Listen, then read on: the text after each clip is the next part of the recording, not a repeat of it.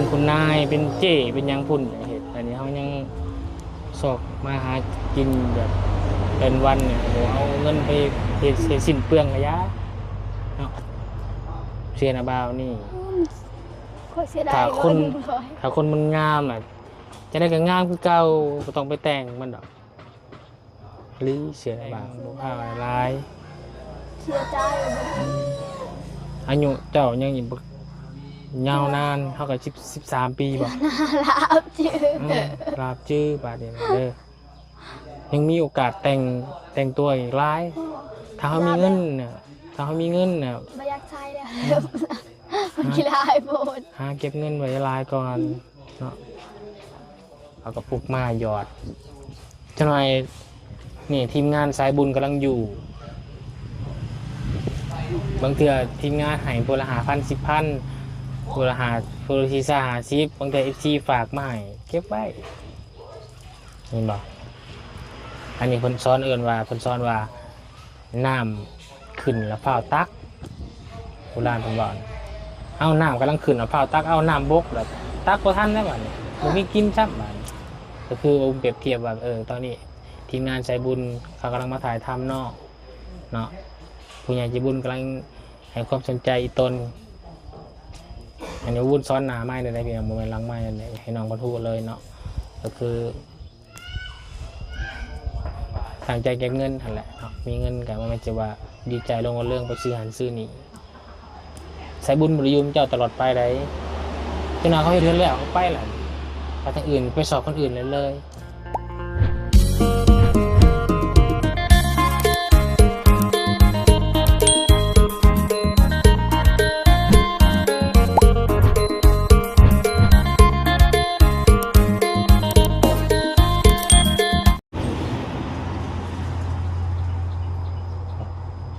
อะไรใครหน่อยไม่ทางใดดิเนาะทางน้องสาวตัดกล้วยฮะมาจะตัดกล้วยไม่ตัดกล้วยตัดกับน้ำบาวโธ่ไปกับใครก็ค่อยแหละน้ำบาวชุกี้เลยเรียก3 คนโอ้บางสุกี้กับไป3 คนพอนนะโอ้แต่ก่อนเคยเราไปตัดกล้วยได้บางสุกี้เนาะแล้วเราไปแล้วนะบนเทือนประการนะตำมัน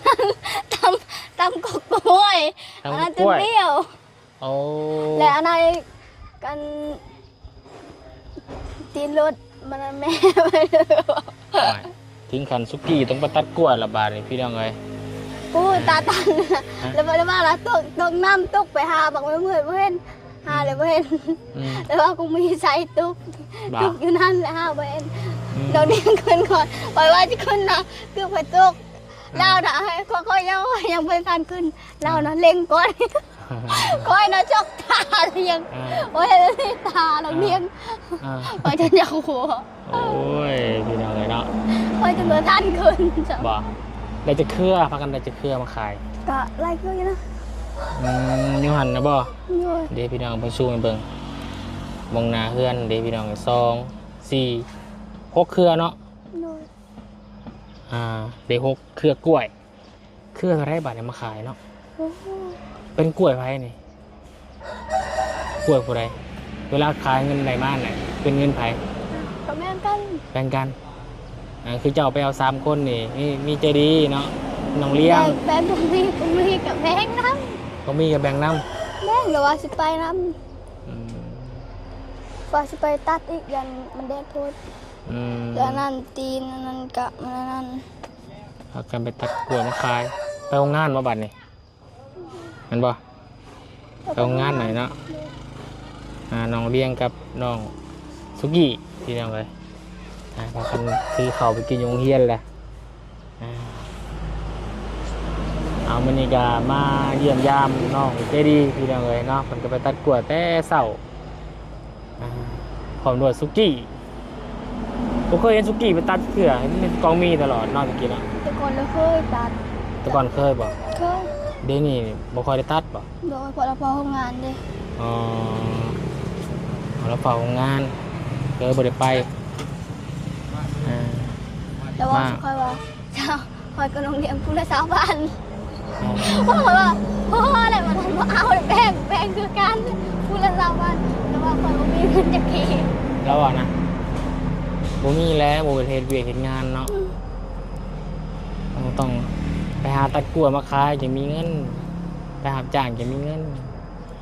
อยู่เฮือนล่างบ่มีเงินเลยเนาะน่าจะดี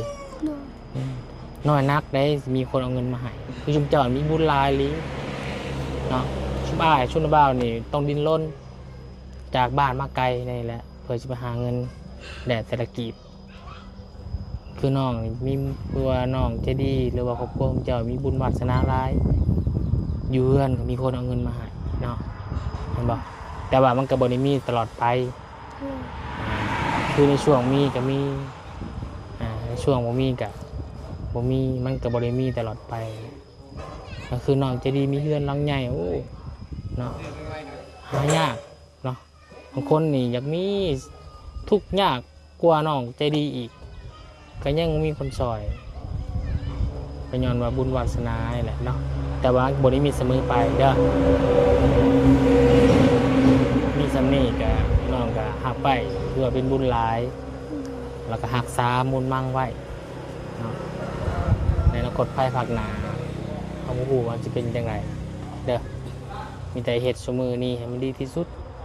ก็พอเนาะดุมันขยันเพียรคือเก่า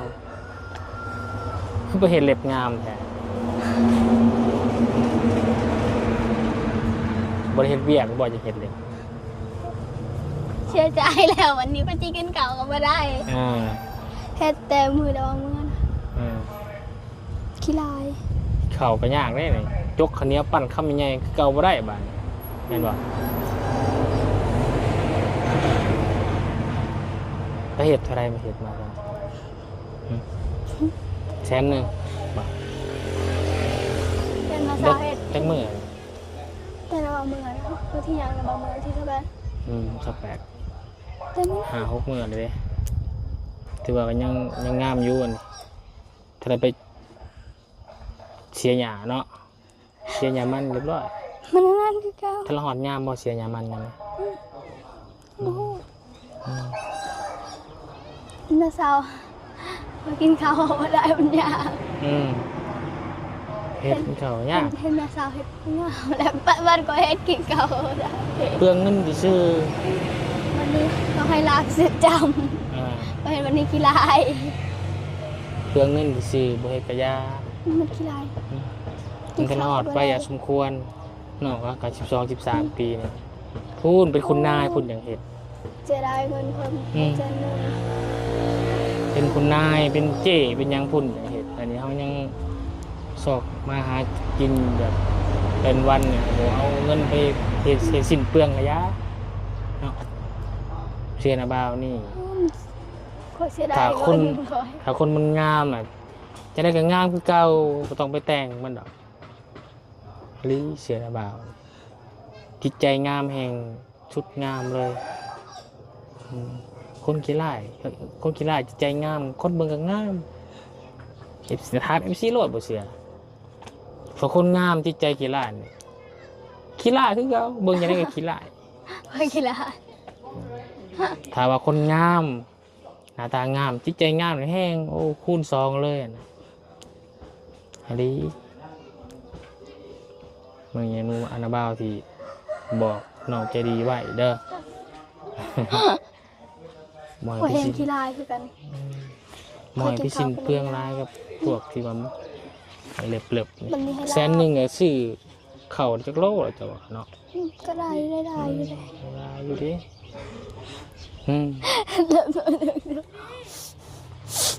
คือว่ามีกูบ่าวแล้วบ่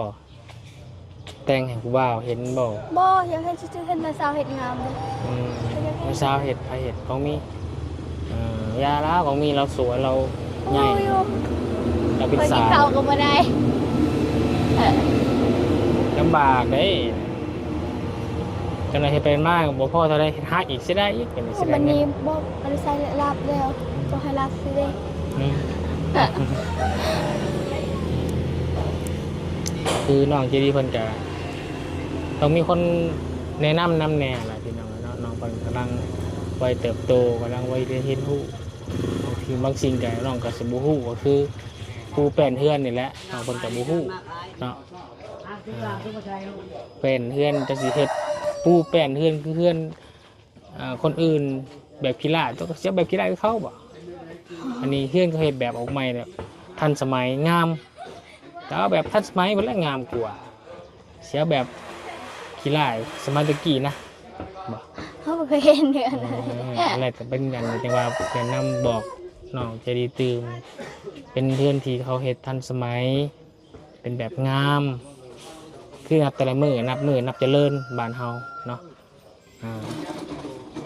ก็ต้องพัฒนาให้มันไปมันทันคือกันแต่ใจดีเด้อ แบบนี้งามแล้วแบบนี้เพื่อนโตเป็นทรงโมเดิร์นงามแล้วสีเด้จะเอาสีแบบไหนสีแผ่นฉลาด สีบ่ได้นะสีท่าเพื่อน บอสีเป็นแผ่นมาฉลาดไม่มีสีแดงสีเทาจะมักสีเพื่อนไหน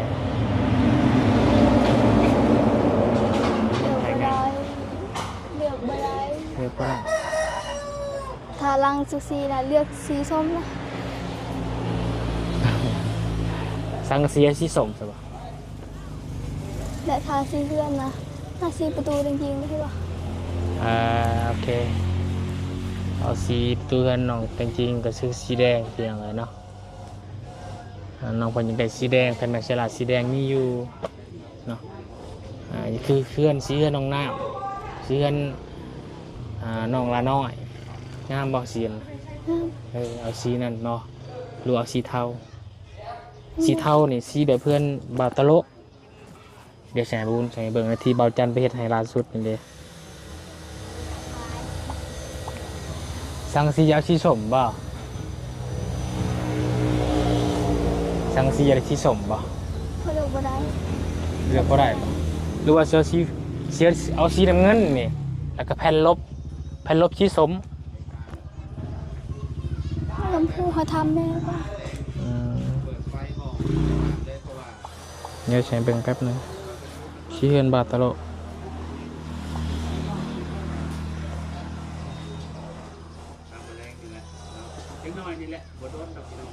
นี่เลยนี่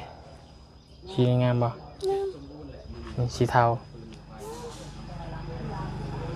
น้องใหญ่สีแดงเนาะดีใจเนาะ กับ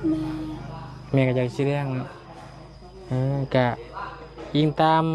เจ้าของเฮือนนั่นแหละเนาะคือสุนบ่าวกะมีหน้าที่ในนามสะพานบุญเฮ็ดเฮือนให้กะแล้วแต่เจ้าของเฮือนเนาะผู้อูตามผู้นอนผู้เฮือนตามผู้อยู่ผู้อูตามผู้นอนเนาะน้องจะดีอยากให้เฮือนสิหยังเอาสินั่นพอเพิ่นเฮ็ดให้น้องจะดีเด้นี่มีเงินจะเก็บเดี๋ยวนี้มีเงินเก็บจะเก็บมีเงินเก็บจากแสนล่ะเงินเก็บส่วนตัวมีลายบ่เขาอยากถามมีลายบ่ 10,000 โอ้บ่สิได้บ่เงินไปเฮ็ดเล็บแสนนึง โอ้เสียดายเลยอยากได้เพิ่ม แล้วจังว่าอ้ายก็บอกให้เจ้า โอ้ซื้อ บ่พาแต่งบ่พาลาย เสียใจเลย อายุเจ้ายังอีก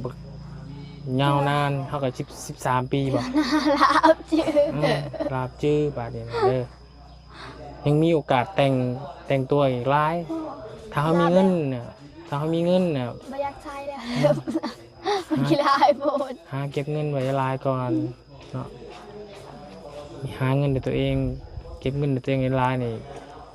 ไผก็มีแต่คนย่องบ้านไผมีแต่คนย่องเขาย่องว่าทั้งงามทั้งเก่งเก็บเงินได้เด้แล้วก็เฮ็ดหยังก็สบายในอนาคตน้องจะดียังอีกเวลาแต่งอีกหลาย18 19 20 30โอ้จังหน่อยแต่งงามไว้น่ะระบาวสิบอกผู้บ่าวมาตอมหลายบัดผู้บ่าวตอมหลายเลยเฮ็ดให้ใจน้องหวั่นไหวสิเอาคนใดสิเลือกคนใดเอาไปประมาณได้ผัวซับบาดนี้ได้ผัวแล้วมีโอกาสเล่นได้บาดบ่มีโอกาสแต่งคือแต่เก่าเอาบัดได้ผัวมามันแต่งหลายผัวมันหายบัดนี้เอาสิแต่งไปหาไผแม่นบ่ผัวหายแม่นบ่แม่นคนบ่าว นาบ่าวเคยผ่านมาหลายตะกี้นาบ่าวสมัยนาบ่าวยังวัยรุ่นนะกำลังวีผมเปิดขี่รถแม่นแบบไปมีผู้สาวซะบัดผู้สาวขี่ห่วงซะบัดผู้สาวเขาบ่ให้ไปใช้ซะแต่งรถทอดังผู้สาวก็ให้เฮ็ดเฮาโสดนี่เฮ็ดตามใจตัวเองสบายเลี้ยงพ่อเลี้ยงแม่มีโอกาสแต่งลาย บ่อยากมีผัว บ่อยากมีผัวตอนนี้น้องเจดีแต่งงามเนาะแม่นอยู่น้องเจดีมักสวยมักงามสะอาดสร้างเนาะคนมามีทุกคนมามักตอนนี้แม่นน้องเจดียังบ่มักเพราะว่ายังมีคนที่ถูกใจถ้ามีคนถูกใจมากๆนี่น้องเจดีตัดสินใจเอาผัวเลยเด้ถูกเอาน้องเจดีมักเลยเจ้าก็มักเขาก็มักเจ้าบัดนี้ เอาบักเอาอะ บัดนี้อายุเพียง15-16ปีเอาผัวบัดนี้เบิดแล้วบัดจังได๋บัดอยู่ไปมื้อหน้ามื้อในบัดยังน้อยเด้มันยังบ่เป็นนิสัยผู้ใหญ่ครับป้ายาห่างกันบัดเป็นไม่ห่างอีกบัดนี้แพงกระเต็กบัดจังว่าอ้ายจังบอกว่าให้รักษาความงามความดีของน้องไว้แบบนี้ตลอดไปจนกว่าน้องจะอยู่โตก็คืออยู่โตยังมีเงินเนาะหาเงินเองได้เลี้ยงแม่ได้แล้วก็จังสามารถมีแฟนได้ยังได้เด้อตอนนี้น้องเจดียังอันนี้ยังออนไลน์เด้อน้องก็ประสบการณ์หลายแต่ก็อยากให้คอยขึ้นแล้วต้องมีคนบอกคนสอนน้องเพิ่นนำแนวแหละเนาะบางทีนี่นาบ่าวมาตลอดอยู่แต่ก็บ่คอยได้บอกน้องบ่ได้คอยบ่ได้บอกสอนน้องเจดีเครียดบ่หายบ่เวลานาบ่าวบอกสิ บ่ได้เธอคือบ่ นาบ่าวสอนความดีก็คือวัยสำนี้นะวัยกำลังคึกขนองผู้บ่าวกำลังตอมเนาะแต่เฮาก็ระวังไว้เนาะบ่อยากให้ลงละเริงกับความมวลซื่นหลายเด้อเรายังมีหน้าที่ที่เลี้ยงแม่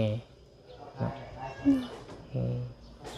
โอ้ถ้าว่ามีเงินนี่ให้มีความสุขหลายกว่านี้อันนี้อย่าไปใช้กับไปมีรถมีรางไปใช้ชีวิตแบบสาวๆสดๆนะโอ้แบบมวลร้ายจะดีเลยชีวิตถ้าว่าชีวิตมีแฟนบอกมันก็ดีคือกันแต่ว่าบางเสือมันถือกูบดีเลยสักเนาะถือกูดีก็ดีไปแต่ว่าเสียดายถ้าว่าน้องจะดีจะมีแฟนมีผัวในไว้นะเสียดายความอิสระของน้องยังบริใส่ความเป็นโสดดนเนาะยังบ่ได้ฮู้รสชาติที่ว่าที่แท้จริงของความเป็นโสดเป็นสาวเข้าใจบ่ ถ้าเรามีผัว แล้วเจ้า หมอติแล้วว่าเบิ่งเด้อ แล้วว่าจะเบิ่งแล้วว่าบ่อยากให้บ่แม่นว่าสิบ่อยากให้น้องมีครอบครัวเป็นขน้องมีครอบครัวแต่ว่าอยากให้มีครอบครัวที่ดีแล้วก็เพียบพร้อมกว่านี้นะอันนี้แม่อยู่น้องจะดีมีเพื่อนแล้วมีห้องหอแล้วไงจ๊ะแต่ว่าผมมีเงินใส่เป็นนั่นเป็นนี่เจ็บเป็นอุ่นมาเลยแม่เป็นไข่บอนักกดทำผูเลยน้องเป็นนั่นเป็นนี่บอเอาเงินมาใช้เนาะเขาต้องมีเงิน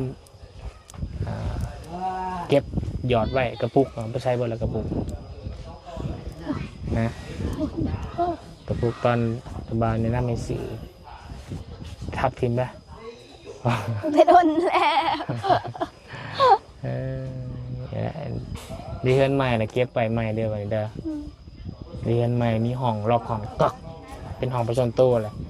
เขาก็ปลุกมาหยอดเจ้าหน่อยนี่ทีมงานสายบุญกำลังอยู่บางเทื่อทีมงานให้พลหา10,000พลหาพลทีซ่า50บางเทื่อFCฝากมาให้เก็บไว้เห็นบ่อันนี้คนซ้อนเอิ้นว่าคนซ้อนว่าน้ำขึ้นแล้วเผาตักโบราณผมบอกเอาน้ำกำลังขึ้นแล้วเผาตักเอาน้ำบกแบบตักพอท่านได้บ่เนี่ยผมมีกินซับบ่ก็คือผมเปรียบเทียบว่าตอนนี้ทีมงานสายบุญเขากำลังมาถ่ายทำเนาะผู้ใหญ่ใจบุญกำลังให้ความสนใจอีตนอันนี้วุ่นซ้อนหนาไม้เลยพี่น้องโมเมนต์ล้างไม้เลยให้น้องบรรทุกเลยเนาะก็คือ ทางใจเก็บเงินนั่นแหละเนาะมีเงินกันมันจะว่าดีใจลงกับเรื่องไปซื้อหันซื้อนี่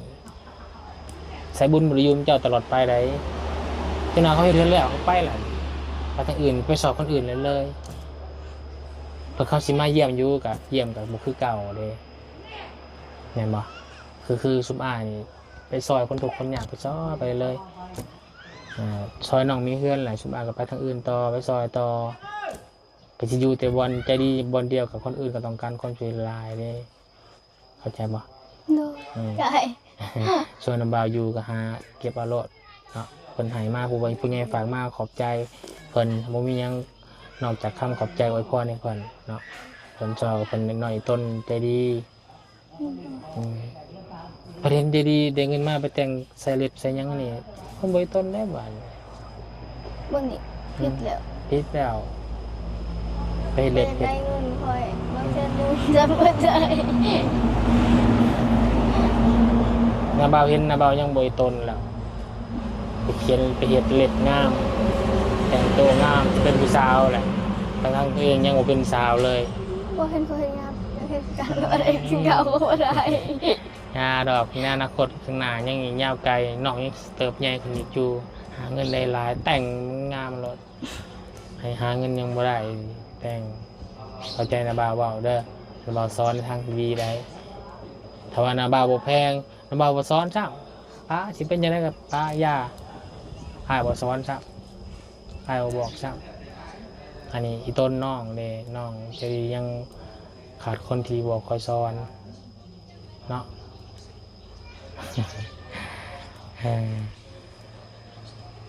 กินข้าวยังเนี่ย กินแล้ว เพื่อนกับมันนี่สร้างสมุนมาเด้ออาจารย์ลาวน่าจะสั่งซีมาให้ก่อนซีมาให้ผมมุ่งแล้วกับแอมพาเลยอย่างคนสั่งมาพร้อมกันเป็นอาจารย์ลาวจะมาถามน้องจะดีว่าจะเอาซีหยังนะสร้างความแน่ใจมันมั่นใจว่าเขาสั่งมาเห็ดแล้วมันบ่งามแบบตีบ่ได้แล้วบ่เนาะจะได้สีส้มบาลังคาเนี่ยก็บอกอาจารย์แล้วมักสีส้มกับสีส้มตาสีส้มเนี่ยก็ต้องต้นลบนี่ต้องสีฟ้ามันตัดกันพี่น้องเนาะมันกลมกลืนเลยมันตัดกันสีฟ้านี่สีนี่สีน้ำเงินกันสีน้ำเงินนี่อาจารย์ลาเพิ่นสร้างเบียดเพิ่นทรงมาให้อยู่สีแผ่นฉลากกับสีราคาเด้อจะเบิ่งกับเราเด้อไปนะบ่าวมาหากินข้าวก่อนยังบ่ได้กินข้าวเช้าอยู่เราสิมาเยี่ยมยามเด่นน้ำใหม่เด้อจื้อแล้วนะบ่าวบอกเด้อ จื้อแล้ว เล็บไปเฮ็ดไงเราจังเฮ็ด อยากเอาออกแล้วเดี๋ยวนี้ หาเงินเองได้จังเฮ็ดมายังจกเขากินกันลำบาก เอาไป กี่ตัวเองกินข้าวคำเขาใหญ่วันนี้จกคำเขาใหญ่ก็บ่ได้จอยลงทำบ่งามบาดกินเขาบ่ได้เด้อ โอเคนะบ่าวที่นะบ่าวนี่รอซ้อนแนวดีได้ บ่ได้เครียด เอาไปนอนคิดบังโลดเด้อเพราะว่านะบ่าวเคยผ่านประสบการณ์หลายแล้วก็ผ่านซอยคนมาหลายเนาะไปเรื่องตะกอกน้องใจดีไว้มีต้นเห็นบอก โอเคเอาสบายดีไปลุงก่อนสบายดีเอามาใหม่มาพักผ่อนเด้องอไปหากินข้าวก่อนเนาะอาจจะเบิ่งเลือกสีน้ำฮะเมื่อลืมเลยโทรศัพท์แตกนะบาตูนซื้อหายนั่นบ่นะบ่าวก็ลืมเบิ่งเลย ดีใจนำเด้อหักทรายดีเด้อไปสายพี่น้องเลยเนาะคุณก็จะได้ขออนุญาตจบคลิปก่อนไปหากินข้าวกินน้ำก่อนแล้วจังว่ากันพี่น้องเลยเนาะเวลาเป็นนี่ขอเบิ่งคุณขอบใจขอให้พี่น้อง FC เบิร์ดทุกคนที่จะติดตามรับชมเป็นกำลังใจกับพระคุณสารวัตรตลอดมาเด้อพี่น้องเด้อดีๆไม่แห้งพี่น้องเลยเนาะไป